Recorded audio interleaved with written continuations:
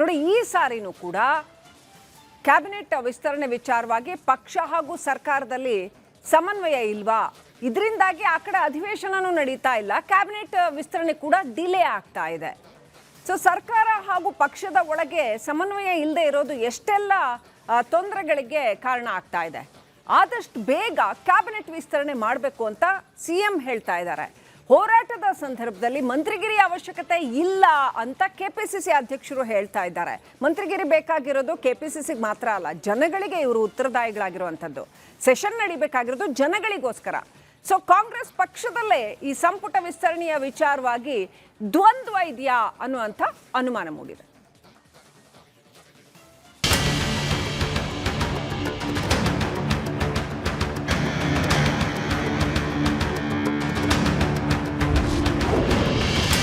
ಮುಂದಿನ ವಾರ ಕ್ಯಾಬಿನೆಟ್ ವಿಸ್ತರಣೆ ಎಂದ ಸಿಎಂ. ಹೋರಾಟವೇ ಮುಖ್ಯ ಎನ್ನುತ್ತಿರುವ ಕೆಪಿಸಿಸಿ ಅಧ್ಯಕ್ಷರು. ಕಾಂಗ್ರೆಸ್ ಪಾಳೆಯದಲ್ಲಿ ದ್ವಂದ್ವ ನಿಲುವು. ಕಳೆದ 1.5 ದಿನಗಳಿಂದ ನೆನೆಗುದಿಗೆ ಬಿದ್ದಿರುವಂಥ ಕ್ಯಾಬಿನೆಟ್ ವಿಸ್ತರಣೆ ಯಾವಾಗ ಆಗುತ್ತೆ ಎಂಬ ಚರ್ಚೆ ನಡೆಯುತ್ತಲೇ ಇದೆ. ಈಗಾಗಲೇ 2 ಬಾರಿ ರಾಜ್ಯ ನಾಯಕರು ದೆಹಲಿಗೆ ತೆರಳಿ ವಾಪಸ್ ಬಂದಿದ್ದಾರೆ. ಸಂಸತ್ತಿನ ಅಧಿವೇಶನ ಹಾಗೂ ನೀಟ್ ವಿರುದ್ಧ ಹೋರಾಟದಲ್ಲಿ ಬ್ಯುಸಿಯಾಗಿರುವಂಥ ಕಾಂಗ್ರೆಸ್ ಹೈಕಮಾಂಡ್ ಕಾರಣದಿಂದಾಗಿ ಸಂಪುಟ ವಿಸ್ತರಣೆ ಮುಂದಕ್ಕೆ ಹೋಗುತ್ತಲೇ ಇದೆ. ಈಗ ನೀಟ್ ವಿಚಾರವಾಗಿ ಕೊಂಚ ಗೆಲುವು ಸಿಕ್ಕಿರುವ ಕಾರಣ ರಾಜ್ಯದ ಕಡೆಗೆ ಹೈಕಮಾಂಡ್ ನಾಯಕರು ಗಮನ ಹರಿಸಲಿದ್ದಾರೆ ಅಂತ ಸಿಎಂ ಡಿಕೆ ಶಿವಕುಮಾರ್ ಹೇಳ್ತಾ ಇದ್ದಾರೆ. ಮುಂದಿನ ವಾರ ಕ್ಯಾಬಿನೆಟ್ ವಿಸ್ತರಣೆ ಆಗಲಿದೆ ಎಂಬ ವಿಶ್ವಾಸವನ್ನ ವ್ಯಕ್ತಪಡಿಸಿದ್ದಾರೆ.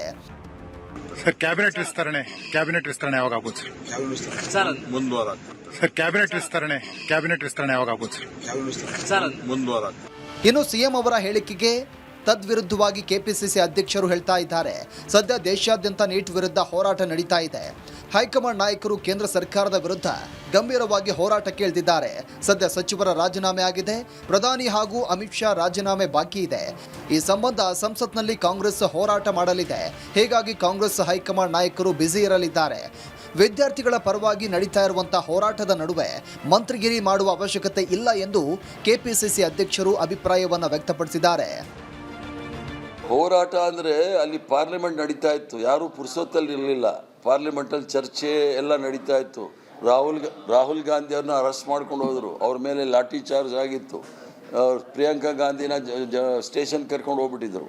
ಇವೆಲ್ಲ ಗಲಾಟೆಯಲ್ಲಿ ಇದು ದೊಡ್ಡ ವಿಚಾರ ಅಲ್ಲ. ದೇಶದ ಮಕ್ಕಳ ಭವಿಷ್ಯವೇ ಅಂಧಕಾರದಲ್ಲಿದ್ದಾಗ ಮಂತ್ರಿಗಳಾಗಬೇಕು ಆಗಬಾರ್ದು ಅನ್ನೋದು ದೊಡ್ಡ ವಿಚಾರ ಅಲ್ಲ. ಈ 2 ಹೇಳಿಕೆಗಳನ್ನು ಗಮನಿಸಿದಾಗ ಒಂದು ಗಾದೆ ಮಾತು ನೆನಪಿಗೆ ಬರುತ್ತೆ. ಆದರೂ ಕಾಂಗ್ರೆಸ್ ಹೈಕಮಾಂಡ್ ಬುಲಾವ್ ಕೊಟ್ಟಾಗ ಮಾತ್ರ ಕ್ಯಾಬಿನೆಟ್ ವಿಸ್ತರಣೆ ಆಗಲಿದೆ. ಅದು ಯಾವಾಗ ಎಂಬ ಉತ್ತರವನ್ನು ದೆಹಲಿ ನಾಯಕರೇ ಹೇಳಬೇಕು.